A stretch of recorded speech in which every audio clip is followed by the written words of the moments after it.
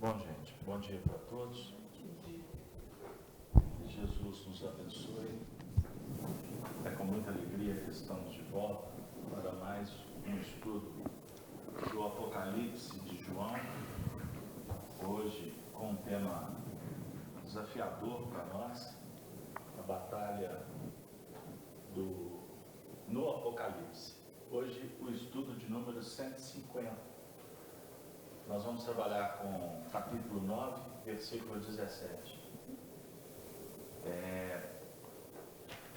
Nós vamos, então, fazer a leitura a partir do versículo 13. Eu gostaria de inicialmente dar bom dia para todos os nossos amigos da Rede Amigo Espírita, os amigos da FIAC que acompanham a transmissão, através do Facebook, da plataforma do YouTube, e possivelmente o Zé Aparecido vai estar lançando a transmissão no Instagram, fazendo uma experiência. Nós estamos iniciando essa plataforma. E abraço ainda aos amigos da Rádio Brasil Espírita de Maceió, que acompanham conosco todos os sábados. Então, a todos que estão aqui, sejam bem-vindos novamente. Pois bem, nós vamos fazer a leitura a partir do versículo 13, aonde nós estamos lidando com a sexta trombeta, certo? Então vamos lá. E tocou o sexto anjo a sua trombeta, e ouvi uma voz que vinha das quatro pontas do altar de ouro, que estava diante de Deus, a qual dizia ao sexto anjo que tinha a trombeta: solta os quatro anjos que estão presos junto ao grande rio Eufrates. E foram soltos os quatro anjos que estavam preparados para a hora, e dia, e mês, e ano, a fim de matarem a terça parte dos homens. E o número dos exércitos dos cavaleiros eram 200 milhões. E ouvi o número deles. E assim vi os cavalos nesta visão. E os que sobre eles cavalgavam tinham couraças de fogo, e de jacinto, e de enxofre. E as cabeças dos cavalos eram como cabeças de leões, e de suas bocas saíam fogo, e fumo e enxofre. Por essas três pragas foi morta a terça parte dos homens, isto é, pelo fogo, pelo fumo e pelo enxofre, que saíam das suas bocas. E no 19, porque o poder dos cavalos está na sua boca e nas suas caudas, porquanto as suas caudas são semelhantes a serpentes, e têm cabeças, e com elas danificam. Vamos ficar por aqui. Então, na última semana, eu vou retroceder ao versículo 16, para a gente só relembrar o texto. E o número dos exércitos dos cavaleiros eram de 200 milhões, e eu vi o número deles. Então nós temos refletido nesse período que caracteriza essa sexta trombeta, que é o processo aferidor para se concluir uma etapa evolutiva. Estão recordando? Então o número 6, ele é a representação do penúltimo estágio. É o sexto dia de uma semana de 7. Lembraram? Então nós temos trabalhado atualmente num ajuste histórico, que o período que vivemos na Terra é o sexto dia, que se caracteriza por um milênio, que pode ser um pouco estendido para trás ou para frente, dentro de um ciclo evolutivo de interseções de grupos. Estão lembrados? Quando a gente estudava como que se faz a interseção de grupos? Então, de um ciclo para o outro, você tem vamos dizer assim, uma faixa temporal que caracteriza o final do anterior e o início do que está se apresentando, que é o nosso momento, certo? Pois bem, então nós vamos encontrar na codificação espírita, nós vamos lidar com estas questões desse período que estamos vivendo da transição. Então, nós temos aqui o número do exército dos cavaleiros, que eram de 200 milhões, e eu vi o número deles. Esses 200 milhões de cavaleiros, nós trabalhamos, na realidade, representa a operação, o cavaleiro nos tempos atuais. Nós estamos viajando, nós estamos num processo, numa batalha. Então, existem os cavalos e os cavaleiros. E é este o desafio e vamos lidar com ele na manhã de hoje. Tá? Certinho? Então eu vou fazer a leitura do verso 17 para a gente já entrar direto no trabalho. E assim vi os cavalos nesta visão. E os que sobre eles cavalgavam tinham coraças de fogo, e de jacinto, e de enxofre. E as cabeças dos cavalos eram como cabeças de leões, e de suas bocas saía fogo e fumo e enxofre. Então, o texto vai trabalhar para nós o início da interpretação que nós pensamos que foi realizada pelo Honório Abreu. E assim vi os cavalos nesta visão. Então, o e assim vi na interpretação caracteriza a visão sempre de acordo com os anseios alimentados. Quer dizer, você viu aquele painel. Esse painel é visto de acordo, portanto, com os anseios, com a expectativa que você empreende na visão daquele painel. Você pode buscar com entusiasmo uma leitura, como pode fazer essa leitura sem estímulo. Se você fizer com estímulo, você se envolverá mais com aquele painel. Quando não, com crítica, com positividade. Quando nós estamos entrando numa circunstância, se você entra com resistência, a sua efetividade naquela experiência será uma. Se você entra com o coração aberto, você vai se ajustar com muito mais propriedade. Ficou claro? Pois bem, então nós estamos entrando num painel. João está dizendo, ele via assim, o médium na ilha de Pátimo, Jesus apresenta o painel. E o que ele vai ver? Ele vai ver cavalos nessa visão. Qual é a representação dos cavalos? Cavalos como instrumentos portadores de informações, como veiculadores da mensagem.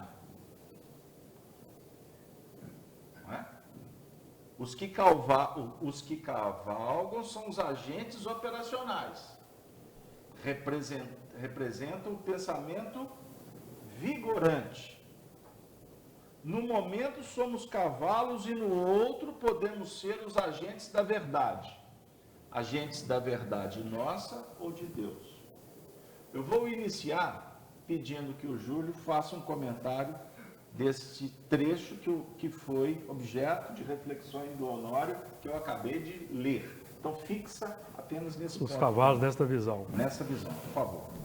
O importante, o nosso trabalho estudando o Espiritismo, que representa para nós o Consolador Prometido, que representa para nós, e Allan Kardec reconheceu no Espiritismo o Consolador Prometido, conforme João anunciou. O próprio apóstolo João registra, o autor aqui do Apocalipse, registra no seu Evangelho, os capítulos 14, 15 e 16, as informações, as instruções de Jesus sobre o Consolador prometido que ele enviaria no futuro para restabelecer todas as coisas, acrescentar o que não pôde ter, o que Jesus não pôde dizer naquele tempo e nos fazer lembrar de tudo quanto ele dissera, porque ele já, na sua condição de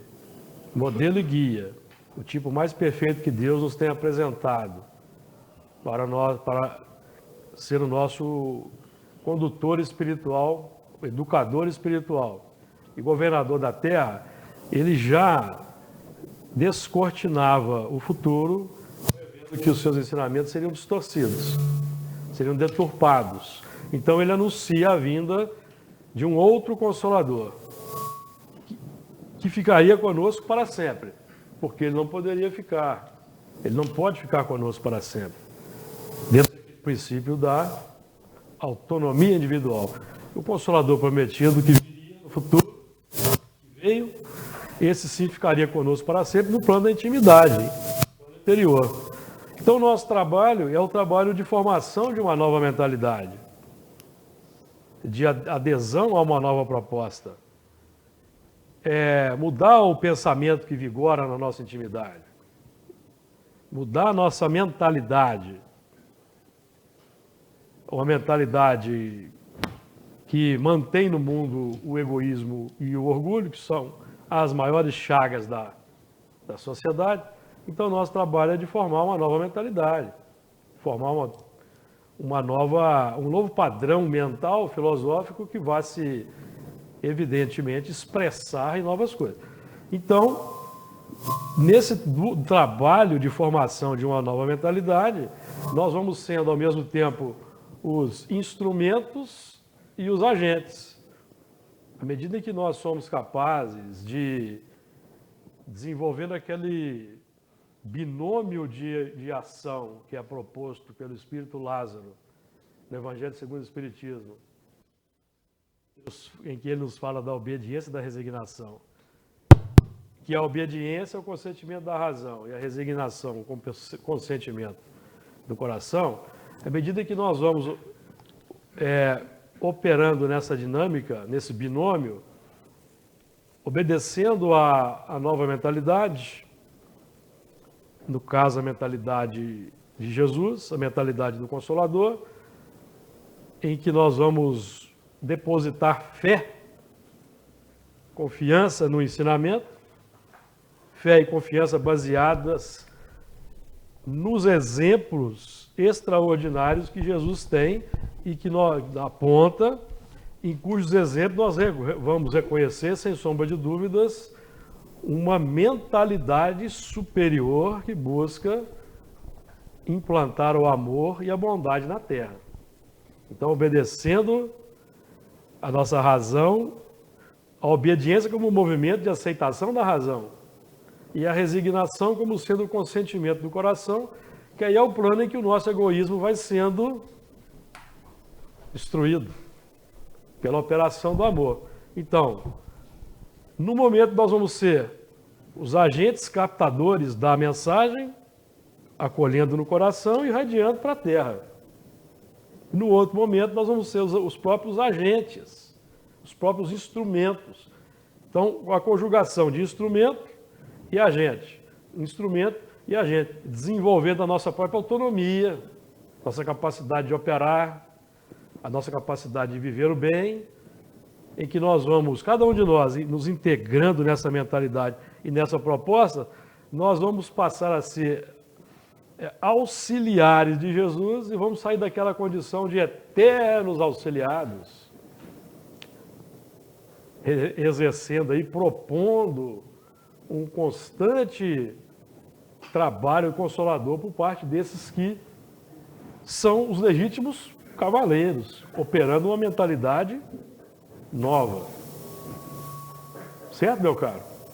Ficou de acordo aí com o que você estava a gente está caminhando? Nós estamos percebendo que realmente é necessário fazer uma distinção. cavalos e cavaleiros. Ficou claro isso? O cavalo é o instrumento. O cavaleiro é quem tem autoridade. Hã? Pode continuar. Sim.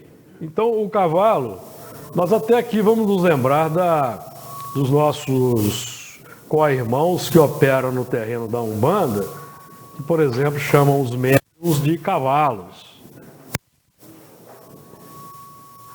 Que é uma expressão muito importante, porque aponta aí o cavalo, ele antes de ser um instrumento adequado, ele precisa ser domado. Ele precisa aceitar a condução. Então aí entra o trabalho da resignação como sendo o consentimento do coração, porque a proposta que o Evangelho, que o Espiritismo traz para nós, por exemplo, ela se choca frontalmente, visceralmente, com o nosso próprio egoísmo, que é o comando que nós seguimos no plano da existência.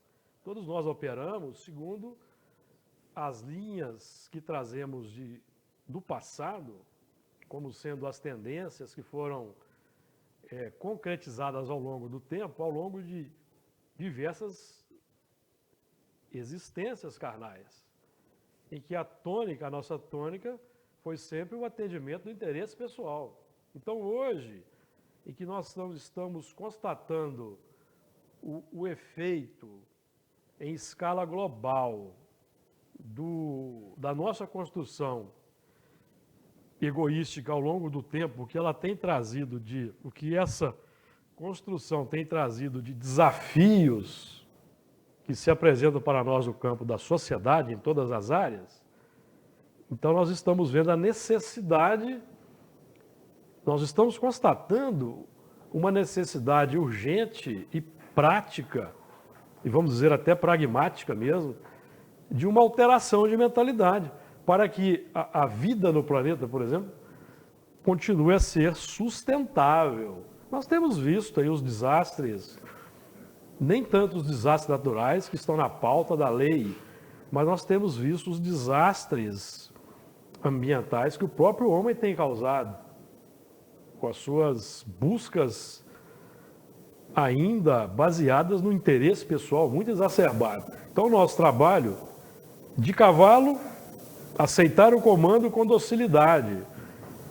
E não é naquela aceitação submissa, cega, mas como Allan Kardec, por exemplo, vai nos propor. Fé inabalável é aquela capaz de encarar frente a frente a razão em todas as épocas da humanidade. Então nós vamos acionar a fé raciocinada, analisando o ensino dos Espíritos, conjugado ao ensino de Jesus, e na vivência vamos constatando a excelência. Pelo que essa proposta é capaz de trazer como fator importante que vai alavancar a felicidade humana de forma definitiva. Em todos os setores, tanto no plano interior, em que nós vemos os dramas, as dificuldades, inclusive dramas e dificuldades que propõem a muitos a fuga espetacular pelo suicídio, que nós já estudamos aqui. Muitos buscarão a morte e não a encontrarão, porque a morte... Então, nosso trabalho é de desenvolver aquela condição interior equilibrada, harmoniosa, capaz de nos conscientizar da importância da resignação, da paciência, da submissão adequada e operando as linhas do amor, porque é o segredo da solução dos problemas e das dificuldades que vai nos salvar das complicações, conforme Jesus aponta, é a operação. Não só o trabalho filosófico, mental, de mudança de uma filosofia de vida, mas a conjugação com aquela operação no campo do dia a dia, que essa operação é que vai representar a âncora de sustentação na terra, no piso, que vai ser a nossa salvaguarda. Então, cavalo, a nossa condição de ser domado pela filosofia nova. E cavaleiro, porque a partir do momento em que nós entramos nessa condição de adequação, de aceitação, de compreensão, nós então passamos também a sermos cavaleiros que vão transmitir, conforme aquela lei que nós estudamos lá no Velho Testamento: crescei e multiplicai-vos, crescei no entendimento, crescei na operação, crescei no plano da transformação moral e multipliquemos pela demonstração, pelos exemplos, que vão ser os frutos para saciar a fome da humanidade.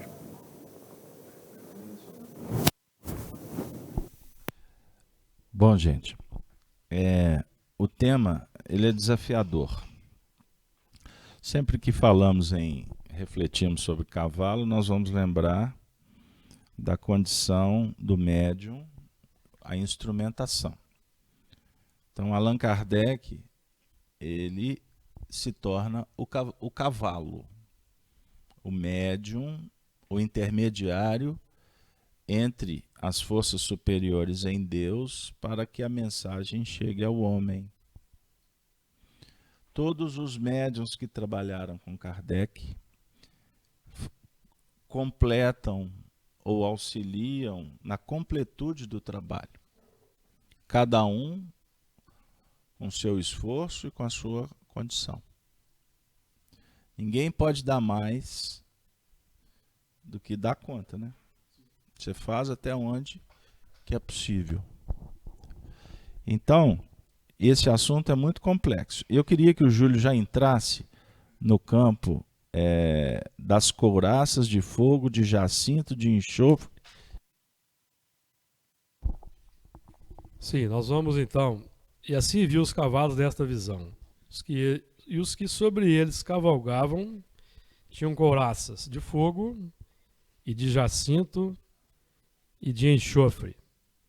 Então são aí 3 componentes importantes que nós vamos analisando.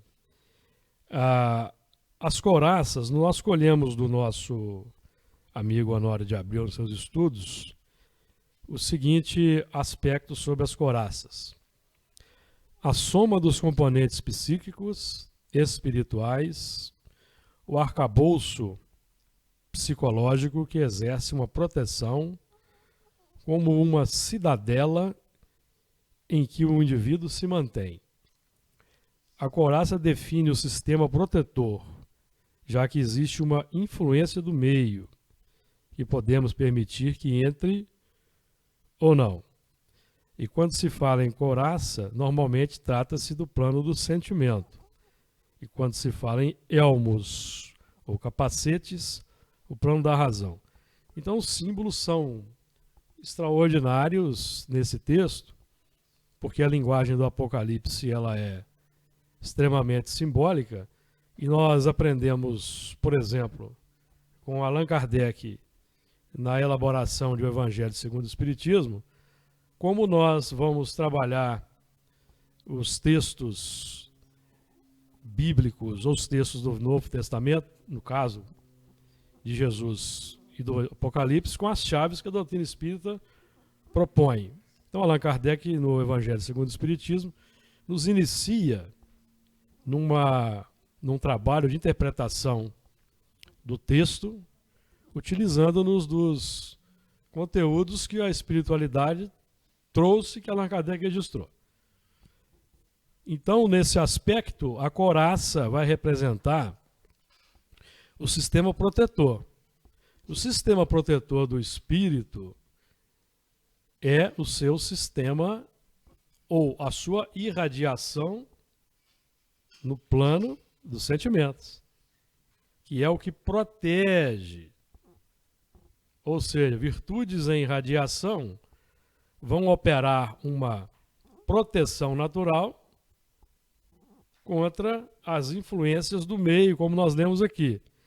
E essas influências do meio são muito importante que nós levemos em consideração a influência do meio visível, exterior da sociedade, tanto quanto a influência oculta dos espíritos em nossos pensamentos e atos, que é muito maior do que nós imaginamos, porque ordinariamente são eles que nos dirigem, conforme aprendemos no Livro dos Espíritos, na questão 459.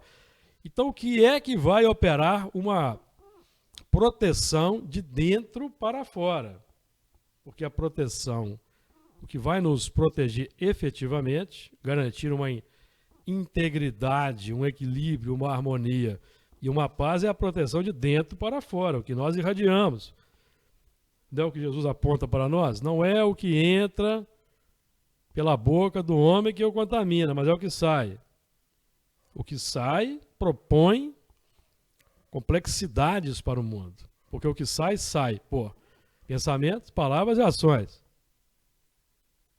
E o que sai vai ser uma proposta para aquele que ouve, que é o interlocutor. Então, quando eu estou irradiando, eu sou um cavaleiro. Quem me observa é um cavalo. Então, o que é que eu estou propondo? Estou propondo aspectos felizes, aspectos positivos? A doutrina espírita nos propõe aspectos extraordinários para a nossa elevação e transformação moral. Então, o que vai proteger é a carga de sentimentos, pensamentos adequados que nós irradiamos. Que vai... Lembra daqueles desenhos animados que tinha aqueles campos de força, que os elementos tinham um campo de força, couraça de aço? Tinha até um desenho animado que tinha um...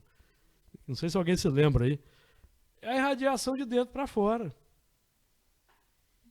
É uma radiação, não é do seu tempo, não. O Beto está dizendo aqui que não é do tempo. Tá. Vocês estão de brincadeira comigo, né? Vocês estão me julgando aqui na fogueira, porque nós estamos falando do fogo aqui, ó. Estamos julgando na fogueira. Então, é uma couraça. Nesse caso aqui específico, eu vou passar para o Carlos Alberto para ele desenvolver. Nesse caso específico aqui, como nós estamos tratando de cavaleiros, de uma complexidade estranha, a couraça são de fogo, de jacinto e de enxofre, que são 3 elementos que propõem coisas complexas. Certo? Então, mas nós queremos enfatizar esse aspecto aí da conjugação, que é importante. Kardec como sendo, na feliz expressão que o Carlos Alberto lembrou aqui, Kardec como sendo o cavalo que aplicou a obediência, a resignação e se anulou o seu intelecto de cientista, de filósofo, de pensador, para que os espíritos pudessem trazer a filosofia espírita. Então ele se anulou. O seu ponto de vista particular, a sua visão de mundo particular, não contaminou a doutrina espírita. Então ele se anulou. Tanto que, inclusive, adotou um pseudônimo para não estabelecer uma ligação com o que ele produzia na sociedade como pedagogo, como escritor, como cientista. Então, é um exemplo para nós da obediência, em que o ego se apaga para que o superior fale. Lembrando João Batista, é necessário que ele cresça e que eu diminua.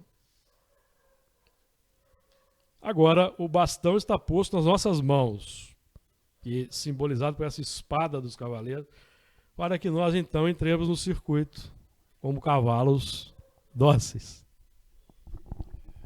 Pois bem, então nós podemos aqui só enfatizando que no resumo desse tinha couraças, quando se fala em couraças, normalmente trata-se do plano do sentimento. Ficou claro esse ponto? A proteção, ela é sustentada pelo sentimento. Não adianta ter conhecimento. Quinta-feira, um companheiro no Estudo do Livro dos Espíritos perguntou: o conhecimento, ele favorece o lidar com a desencarnação. E quem não tem conhecimento? Estão lembrados? Eu respondi para o companheiro que nós precisamos só entender ou refletir um pouco mais sobre conhecimento. Você pode ter conhecimento, mas você não necessariamente tem sabedoria. Então quer dizer que é um conhecimento ainda dentro de um plano filosófico. Ele não está bem estabelecido. Eu dialogava com um dirigente espírita e lancei uma ideia que para mim é fato. Ela não é uma ideia, ela é um projeto concreto. Aí ele ouviu: não, isso não dá certo não, porque isso vai me trazer problemas. Eu falei: qual o problema? Aí ele argumentou e eu falei assim: meu Deus, eu falei e ele não entendeu nada. Quer dizer, ele operacionalizou com um plano de entendimento dele, pessoal. Você falou de Kardec. Bom, eu fiz uma proposta de algo que é possível, porque funciona. Aí ele, numa visão personalista, falou: isso não funciona. Primeiro que ele não valorizou a experiência adquirida por outrem. E segundo, que ele não teve o bom senso de falar assim: não, peraí, eu estou achando que isso não vai dar certo não, mas eu quero ouvir outros que estão aqui comigo. Porque ele pode achar que não vai à frente, mas e outros? Então ele contaminou uma proposta. Alguém pode dizer: não, mas é porque não era para dar certo, é para depois. Mas olha, eu na minha resiliência levo por esse campo também. Porque você não deve forçar a porta para convencer quem quer que seja se o indivíduo não está disposto. Mas eu não posso ficar julgando apenas para a obra do acaso, para ficar falando que é no tempo de Deus, e a eficiência e o resultado ficar simplesmente para depois. Então, quando a gente fala em viver evangelho, quem está começando acha que viver evangelho é ficar lendo o evangelho ou ficar frequentando o templo ou a casa espírita. Basta vir aqui, Fernanda, fazer a reunião mediúnica. Mas não está inteirado com a casa, não sabe o que está acontecendo, não sabe como é que a direção pensa. Então essa reunião está deslocada da casa. Ou o indivíduo que frequenta. Eu estou dando um exemplo, não estou dizendo que exista isso não, tá? Eu só estou falando como se a evangelização da casa ela não está aqui vinculada com a coordenação, ela é um membro que faz parte de tudo, menos da casa. Operar evangelho é muito mais amplo. Então, vamos pegar essa situação esse caso que eu coloquei aqui. Ninguém está dizendo aqui que alguém está errado ou está certo. Eu estou pondo um plano de laboratório. Como é que você pode colocar sentimento numa história dessa? Alguém te traz uma notícia, essa notícia a princípio pode não bater com seus ideais, mas, peraí, deixa eu ouvir um pouquinho a voz do coração. Quem que é que me trouxe? Por que que me trouxe? Se eu estiver errado, você está agindo com a razão? Não, só com ela. Você está pondo uma certa dose de sentimento nisso aqui, até de emoção. Porque você está, inclusive, diante de alguém. Diante de alguém. Por que que fulano se interessou em trazer isso para mim? Você está trabalhando com sentimentos. Você está prezando um movimento, você está valorizando uma atitude. E isso acaba promovendo algumas mudanças, ou algumas experiências íntimas que vão mexer com seus sentimentos. O indivíduo desce aqui para pedir um pedaço de pão. O pão para ele pode ser o pão físico, né? O pão, o alimento, material, como ele pode estar, na verdade, batendo aqui pedindo um pão, que é uma orientação. Quantas vezes que a gente olha para o indivíduo, agora não tem tempo, não, vira as costas e vai embora. Aí você olha, aí você tem a atenção de olhar no olho dele. Quando você olha no olho dele, aí alguma coisa brilha. Não, peraí, eu vou dar um pouquinho de atenção.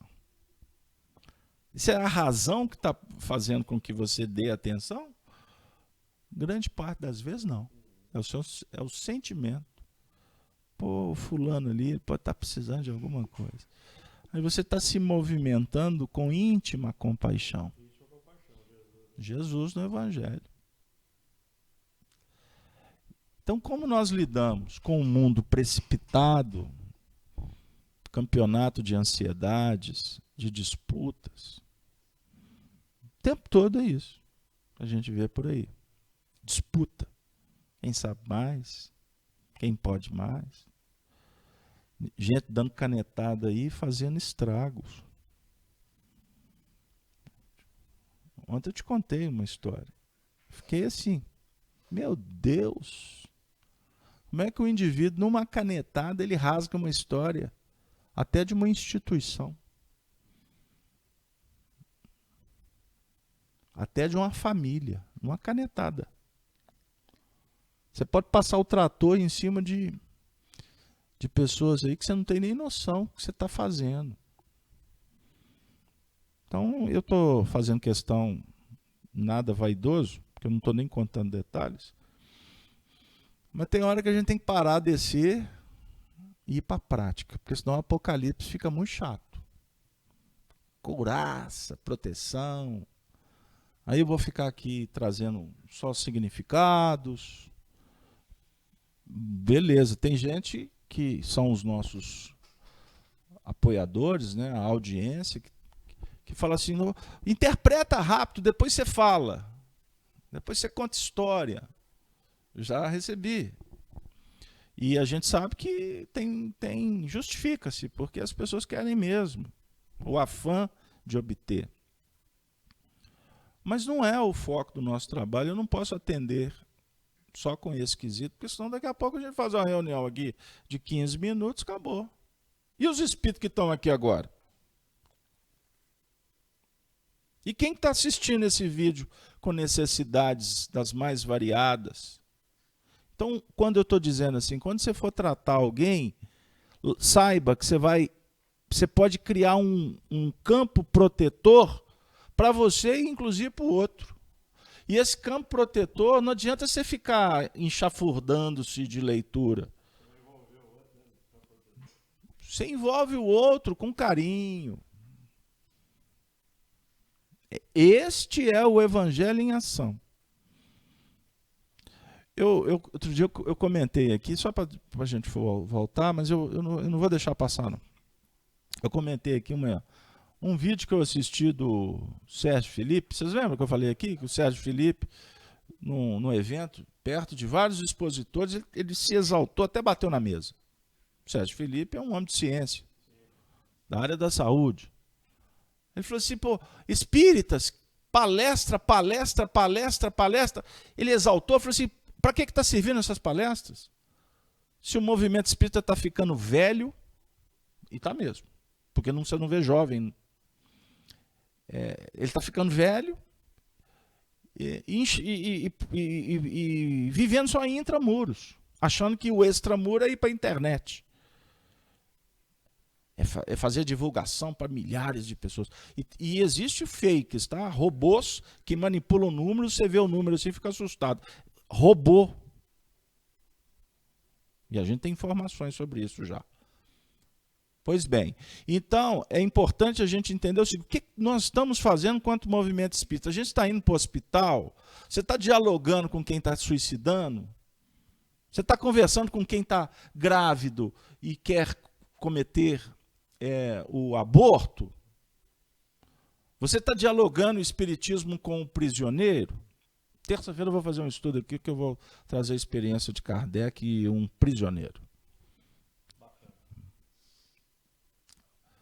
Eu peguei do Wellington Balbo, ele soltou uma reportagem super legal, da Revista Espírita de fevereiro de 64. Eu vou trazer.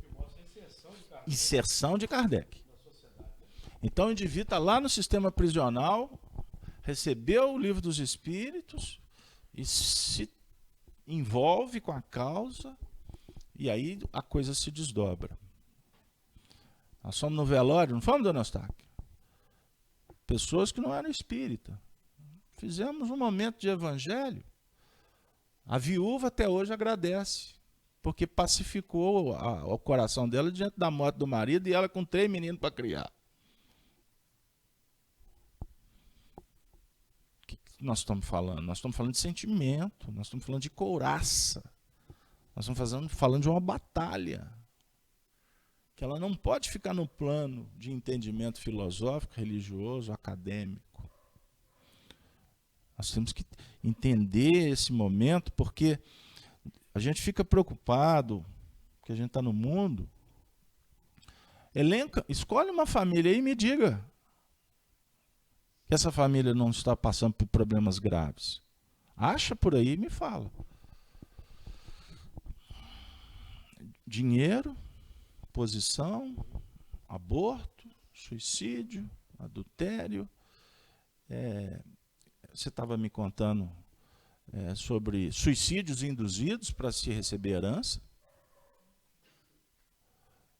Antes tinha assassinato para receber herança. Assassinato, né? Mata lá porque eu sou herdeiro. Agora tem empresários que induzem pessoas na Europa para se matarem, porque já estão no final de vida, e doar o dinheiro para o capital da empresa. Onde é isso? Como assim? Então, nós precisamos de compreender o que a gente veio fazer aqui nessa manhã, para que a gente possa, primeiro, valorizar o trabalho, e é o que eu faço toda manhã. Cada tarefa que a gente sai para fazer, eu falo assim, meu Deus, como eu preciso. Como me preenche? Primeiro, revê-los como amigos. Segundo, poder estudar. E terceiro, poder falar assim, você que está em casa, eu não vou pedir para você apenas compartilhar o vídeo ou dar um like, porque vai ajudar o produto, o projeto. E nem vou mais, nesse momento aqui, falar assim, aperta o sininho para você receber as notificações. Embora faça parte. Né? Mas eu prefiro dizer assim, estamos juntos. Se precisar, procure a gente. Porque nós todos estamos no mesmo barco. E nós temos que agradecer a Deus por estar reconhecendo isso, e Ele nos oferecendo tantos recursos como agora, com a presença desses amigos espirituais aqui conosco, que estão dizendo assim, confiamos em vocês. Essa é a nota de esperança. E ao mesmo tempo de responsabilidade, porque vem um convite para um trabalho, é uma batalha. Os que sobre eles cavalgavam. Ao resumo, os comandantes, aqueles que controlam o processo. Temos na questão 908 a definição desses cavalos. Pois bem, então os comandantes, a definir o quê? Comandantes e comandados. Hierarquia moral.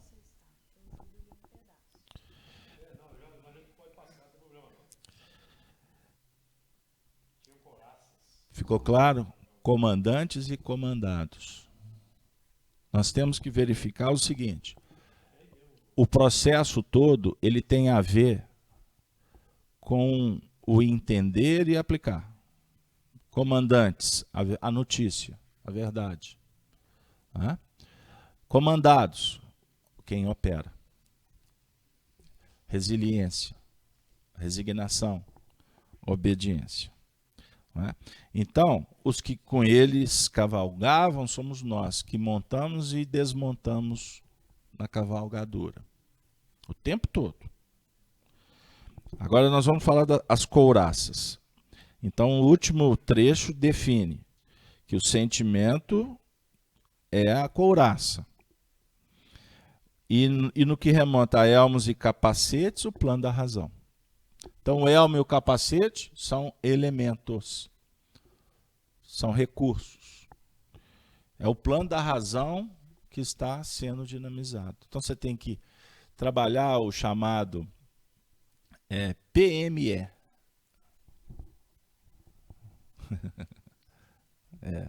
PME. Projeto, meta e estratégia. PME. Projeto, método e estratégia. Sem organização você não chega em lugar nenhum. Então, escreva um projeto da sua vida. Método. O que é o método? Metodologia. É a ciência que desenvolve o caminho. E a estratégia é o plano pedagógico.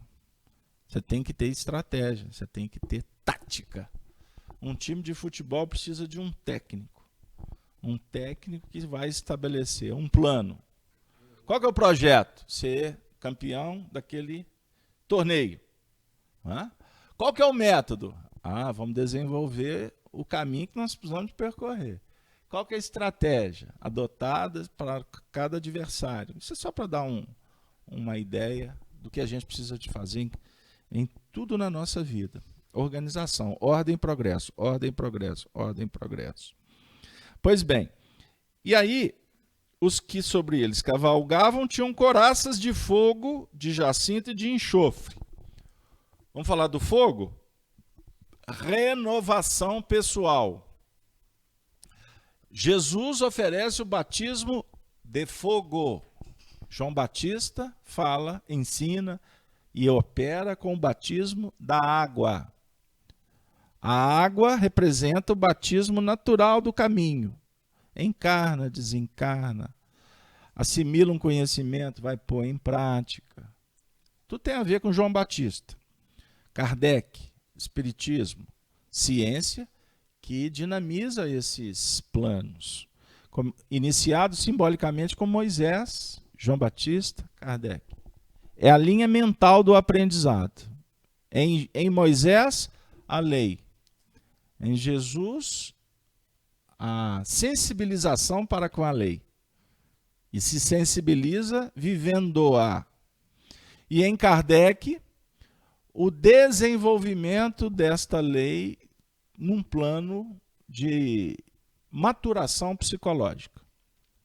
Complicou? Então Moisés fala assim, ame a Deus. Você sabe que semana passada eu deixei um hiato? Porque eu falei que os 10 mandamentos têm 3 movimentos positivos e 7 negativos. Então quem falou assim, ele não concluiu, eu vou concluir agora. Tá vendo? Com a rapidez da internet, com a ansiedade dos jovens, a gente não vai conseguir atender eles não, porque nós somos mais devagar mesmo. Jurassic Park no aprendizado. Mas não tem problema não. Vamos embora.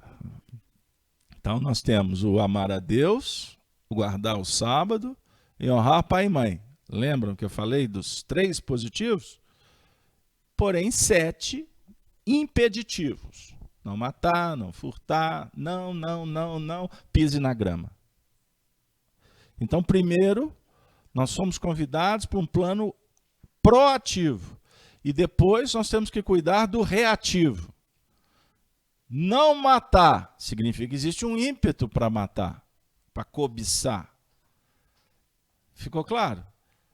Quando chega Jesus, o projeto muda. Ao invés de ser impeditivo, quando sensibilizados para o bem, para o amor, nós vamos operar lá na frente, em outras frentes, em outras bases.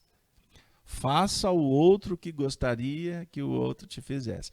Em Moisés não faça ao outro que não gostaria que o outro te fizesse.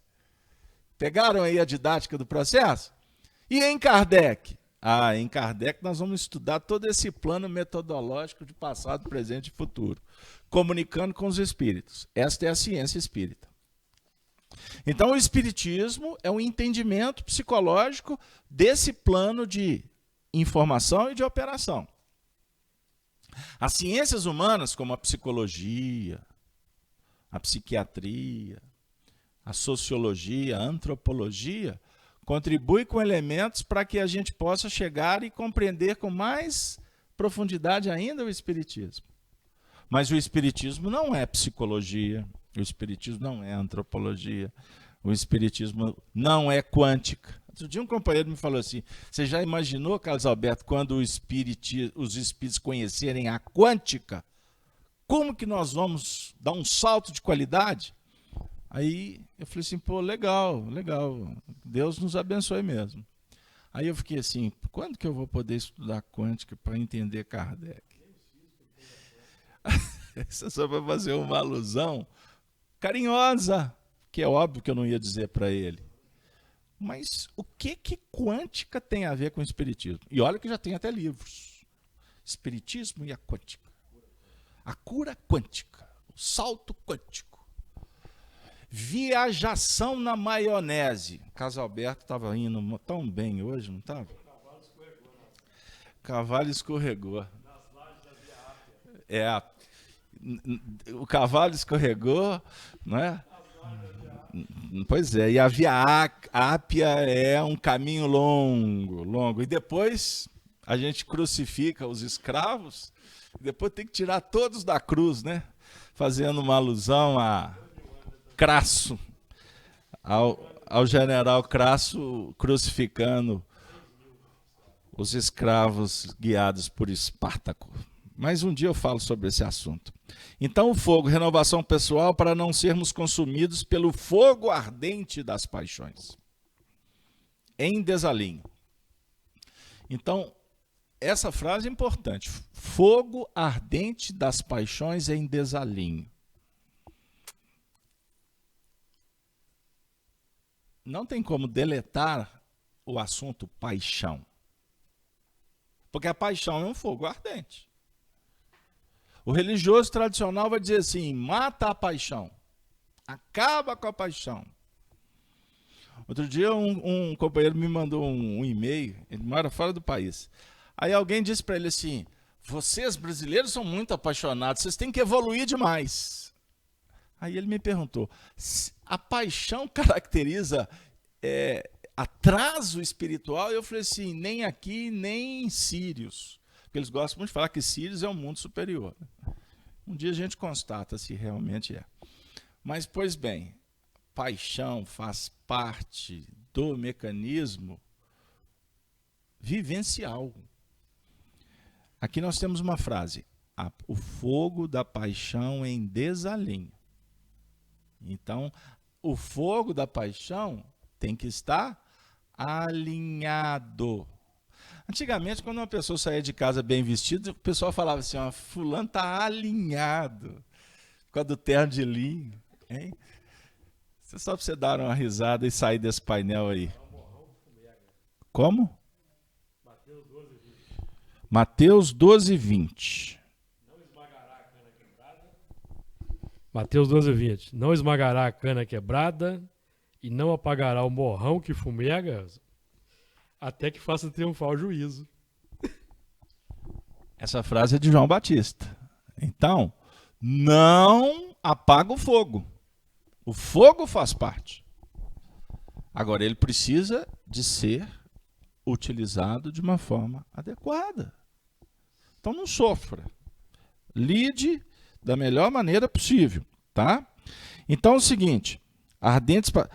Quantos já desencarnaram pelas erupções vulcânicas, trazendo fogo e enxofre? Então, nós temos que verificar esses vulcões que entram em erupção, que podem levar o indivíduo à desencarnação. Então, uma paixão pode matar, não pode? Ela pode nos colocar em situações complexas. E quando nós desfalecemos ou somos constrangidos de fora para dentro, é porque é uma necessidade do espírito de avaliar, de ressignificar a vida. Prestemos atenção. Não é à toa que o problema está às nossas voltas. Precisamos ter a coragem para enfrentá-los. E aí, em sequência, nós vamos falar do jacinto, né? Porque tinham couraças de fogo e de jacinto e de enxofre. Jacinto define um certo endurecimento, enquistamento, cristalização de certas convicções ainda não maleáveis. Engraçado, hein? Contei um caso aqui sobre cristalização, né? Falei aqui de convicções que não têm maleabilidade nenhuma. Esse é o jacinto. Então, já sinto muito que existem essas cristalizações, porque o problema da nossa evolução está bem definido nas nossas cristalizações. Querem que eu explique isso de uma forma simples? No processo do aprendizado, a criança é mais dócil, ela é mais pronta, ela é uma terra mais adubada, preparada para receber a fertilização. Por que o velho não? Por que uma pessoa mais avançada na idade costuma até dizer assim, nasci assim, morro assim? Aí aqui em Minas tem um adágio muito engraçado até, tem uma dose de humor, como dizia Chico. Pau que nasce torto, morre torto e até a cinza é torta. Já escutaram essa história? Na verdade, isso está se referindo à cristalização. O indivíduo não tem predisposição nenhuma à mudança. Está acomodado.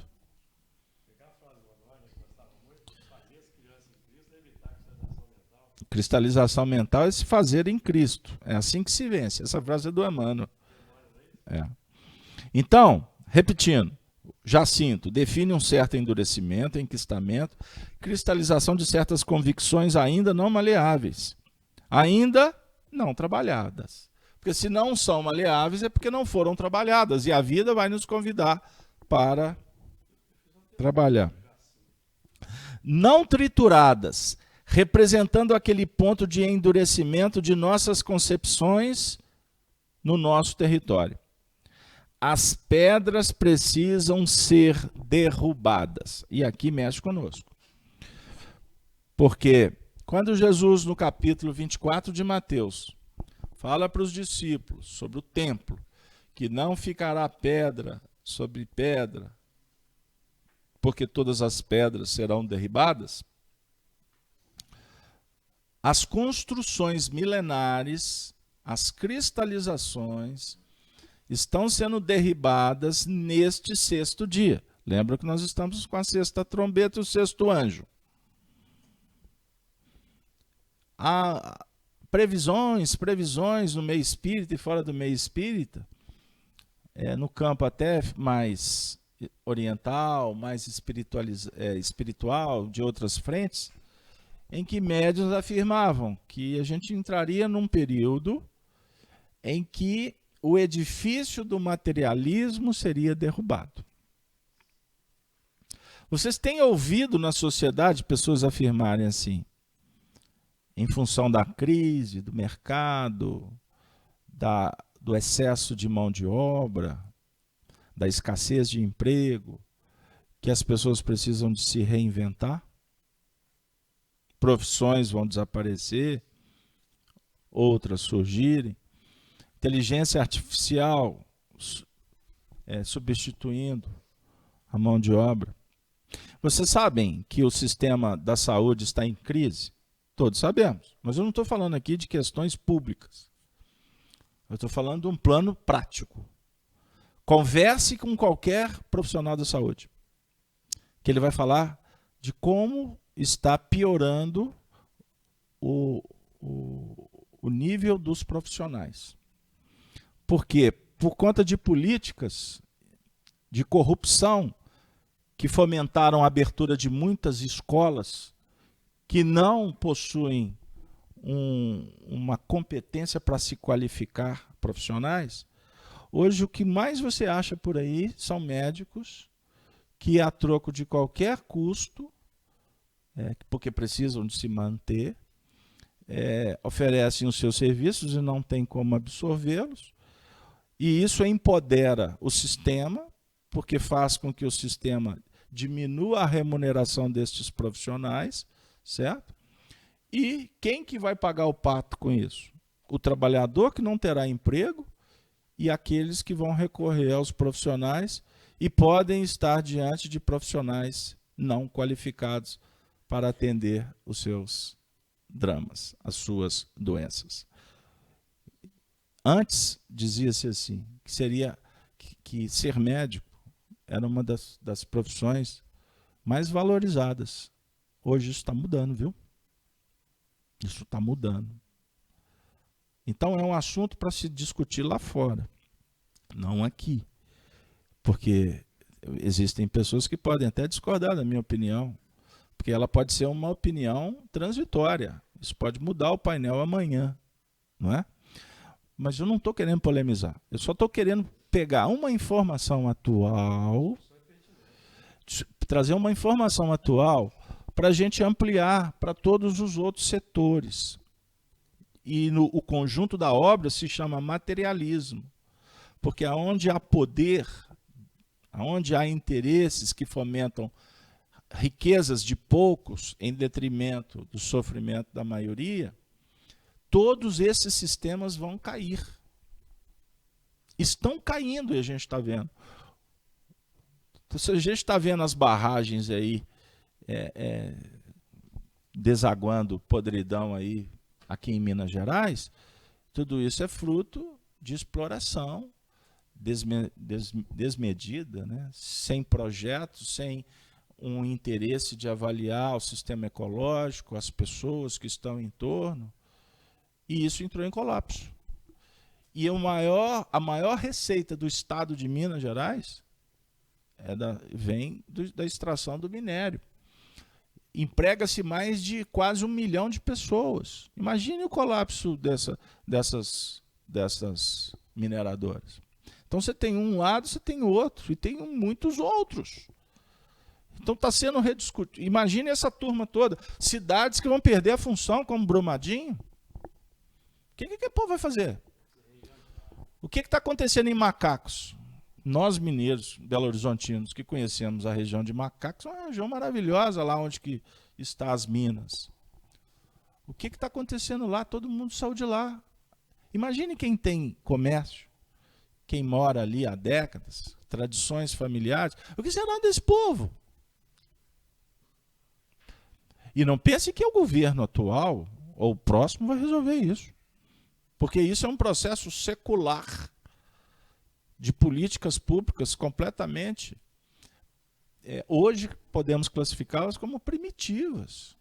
Nós estamos caminhando para um outro mundo, gente. Só que, em termos de tecnologia de informação, não é? Quando hoje os cientistas estão desenvolvendo tecnologias extraordinárias para a área da saúde, não é? Com produções assim que nos deixam... Está sendo preparado um biotipo de um homem para o futuro, que esse biotipo, que são os nossos filhos, que serão os nossos netos, com um tipo diferente de alimentação, de vivência.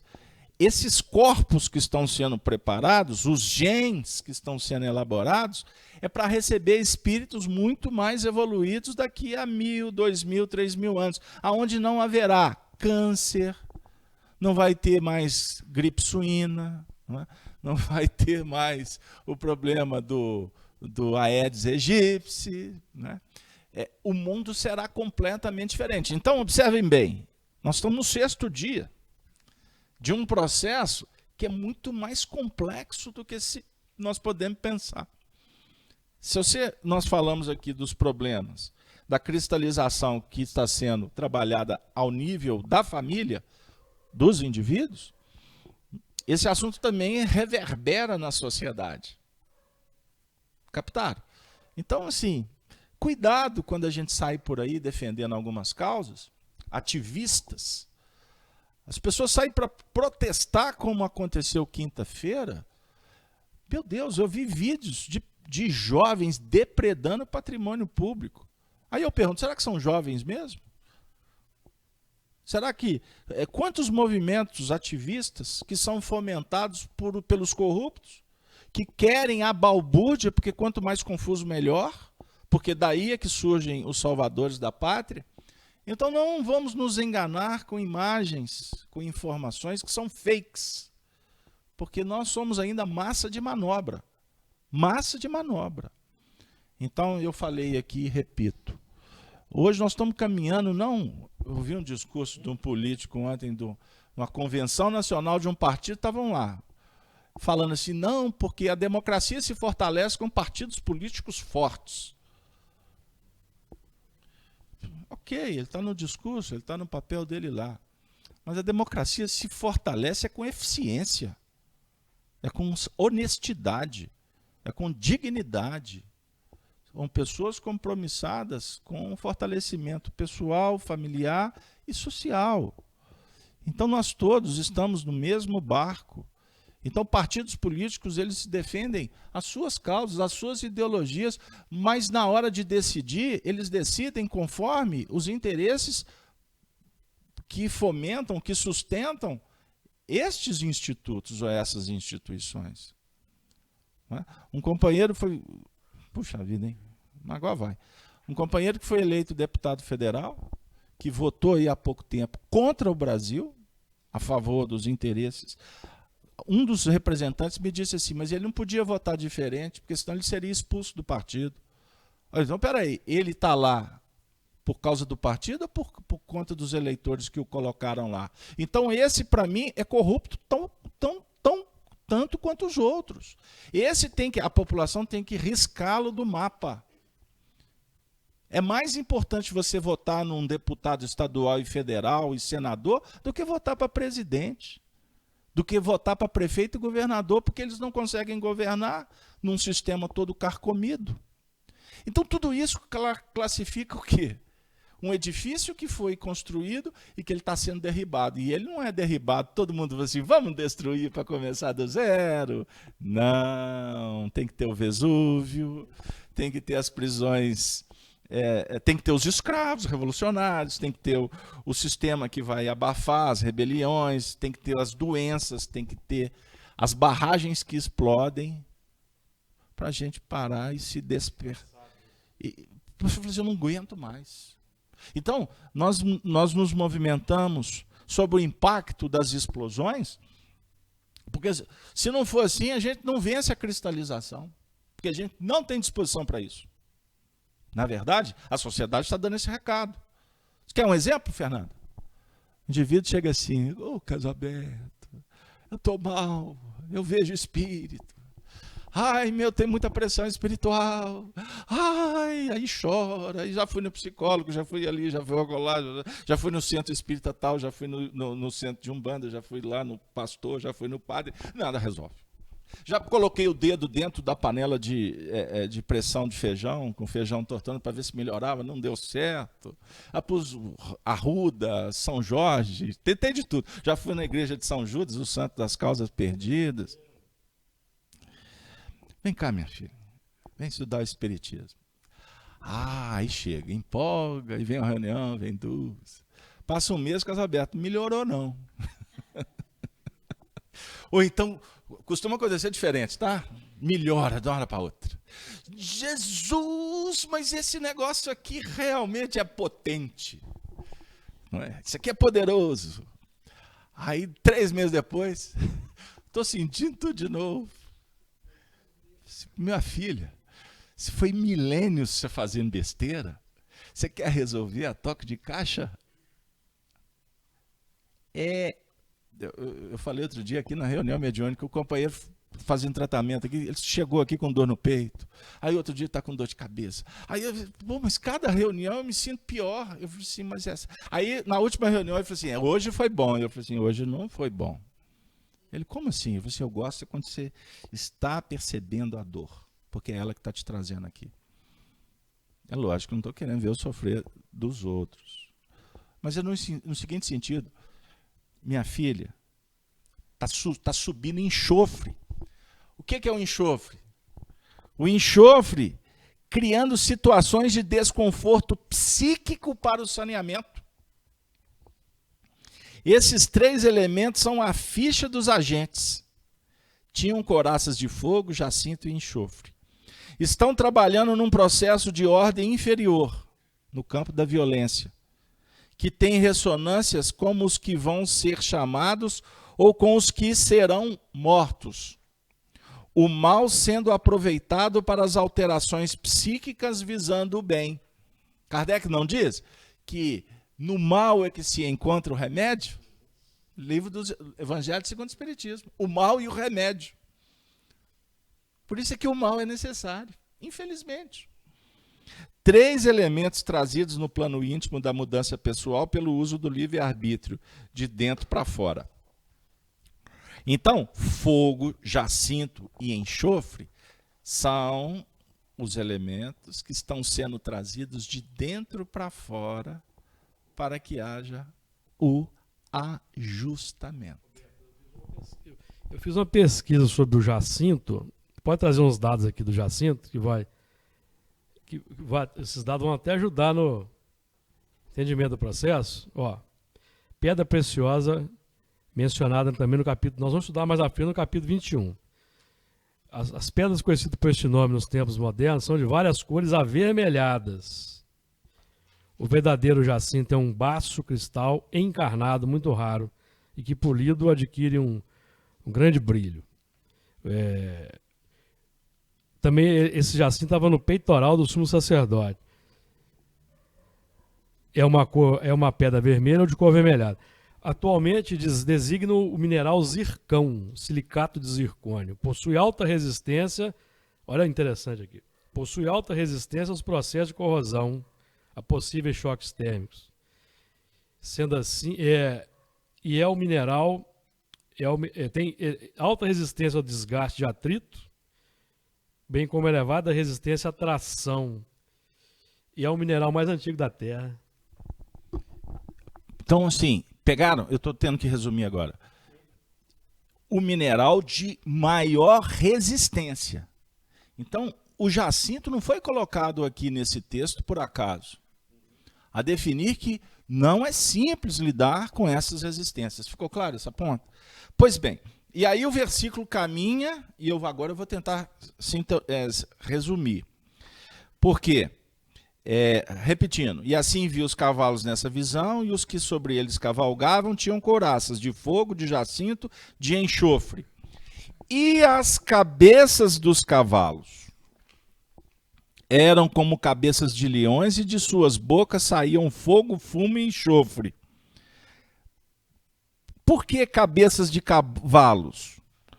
É a linha mental do pensamento filosófico que comanda o processo. É a cabeça que comanda, é a filosofia que comanda.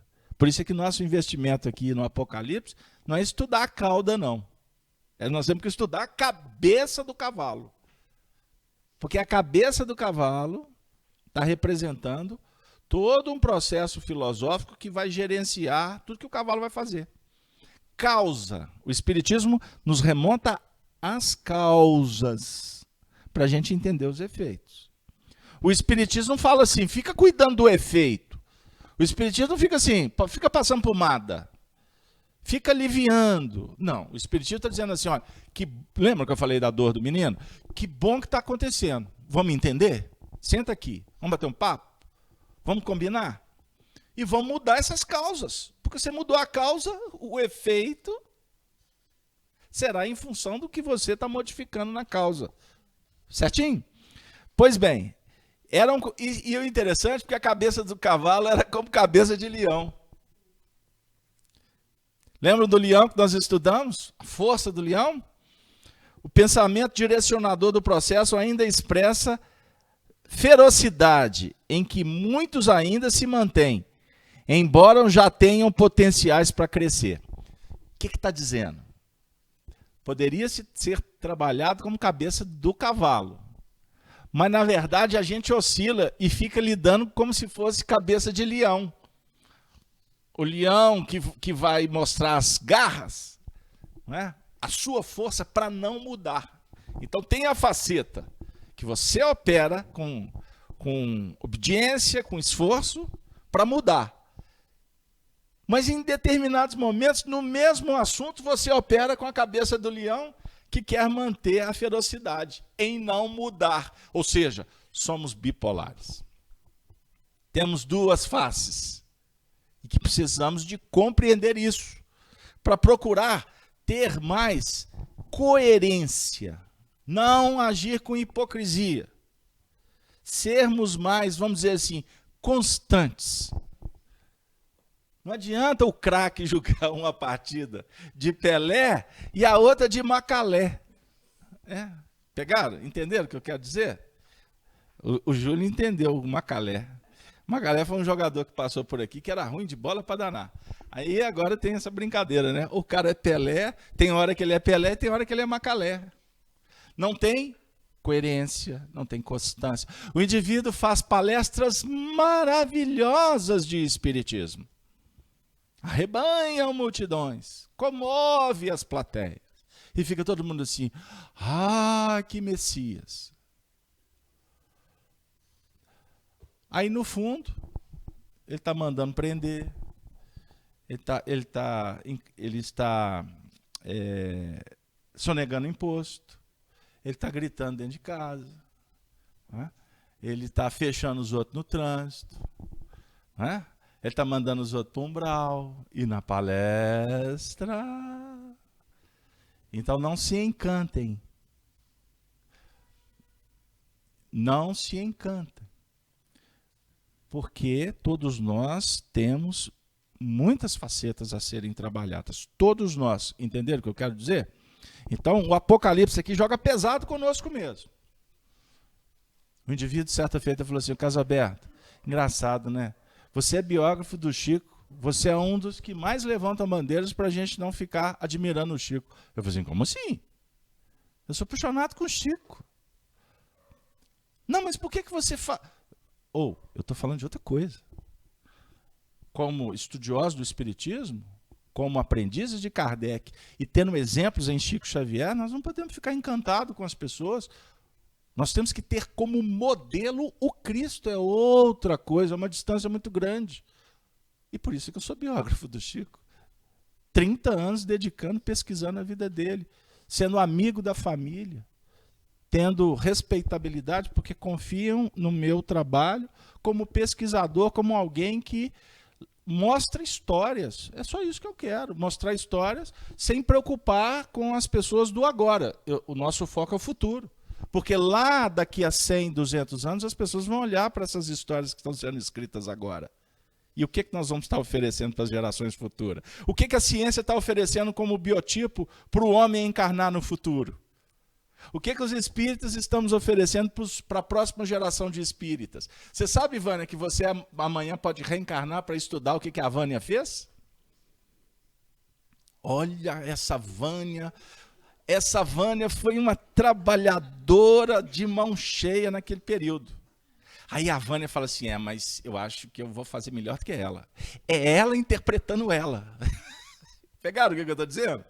Nós vamos colher o que nós estamos semeando, para a gente fazer melhor, é da lei. O Kardec trabalha com tudo de bom que ele fez, mas vocês não tenham dúvida que Kardec, é onde ele está assim, e agora, Jesus, qual que é a nova meta? O que eu preciso de aprimorar? Olha o que eu vou falar para ir para agora, de verdade, para a fogueira.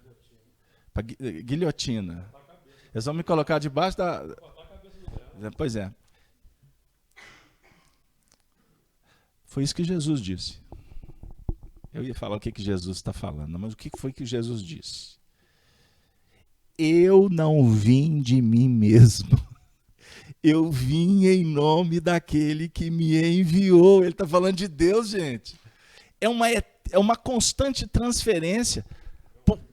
O bom, o bem, o gostoso, o legal, já foi. Agora vem mais. Entenderam o que eu estou dizendo? E o leão, muitas vezes o leão está assim, não. Fica olhando só para o passado. E o cavalo quer cavalgar. E tem até o Pégasus, né? Pois bem, então cavalo alado. Os sistemas que subjugam e que oprimem a sociedade. Então existe isso no campo íntimo, e lembram que eu falei da sociedade que oprime? É o leão, porém, representando a coletividade, certo? Pois bem, eu vou passar dessa parte para entrar.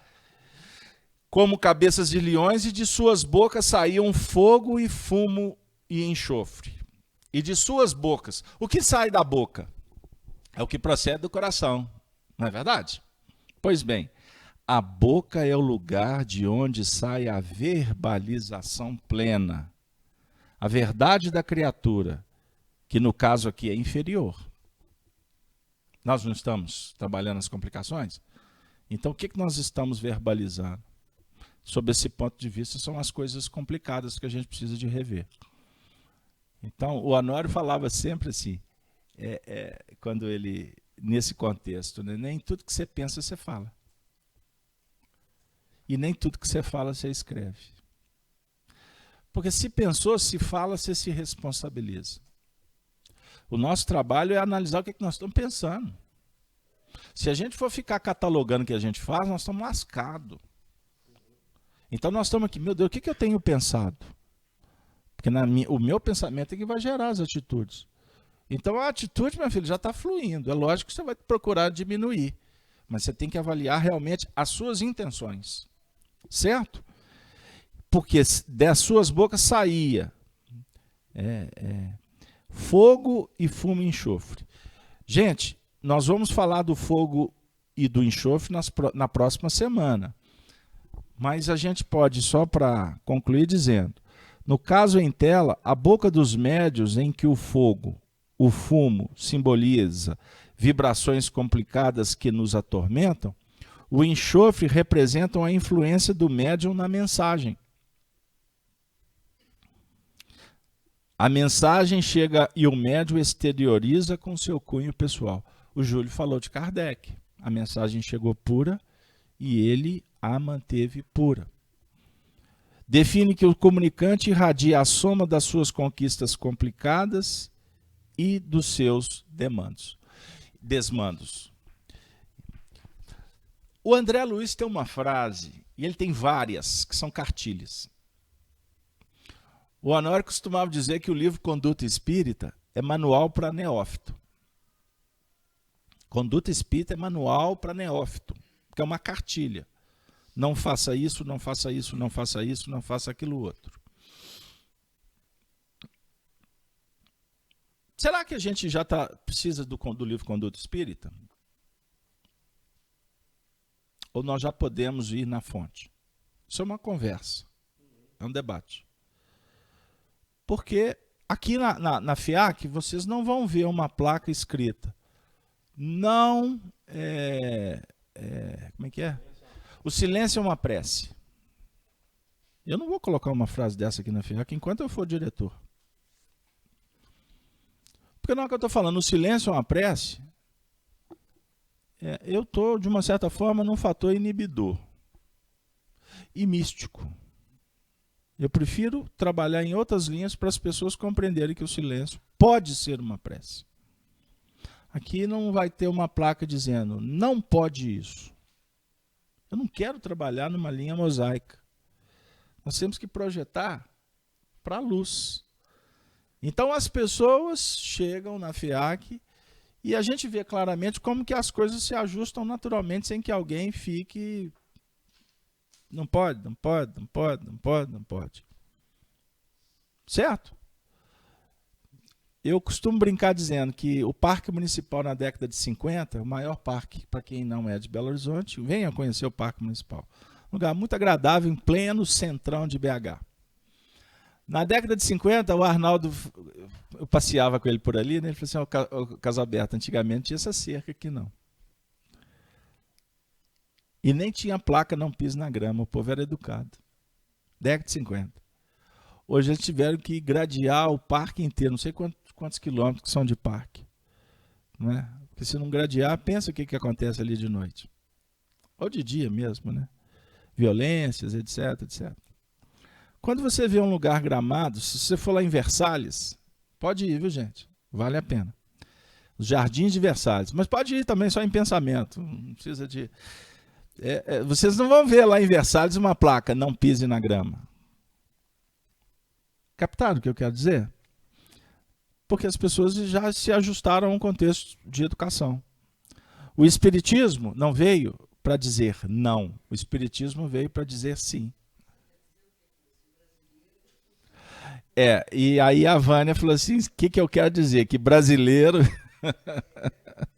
Mas tem necessidade de ajuste no mundo inteiro. Em cada lugar, uma necessidade específica. Aqui no Brasil, necessidades múltiplas. O laboratório aqui é o mais especial do planeta. Por isso que é o coração do mundo e a pátria do evangelho. E o povo fica assim, all right, vai ser o país de ponta do futuro que vai comandar tudo. Sim, vai continuar comandando a necessidade da gente burilar aqui.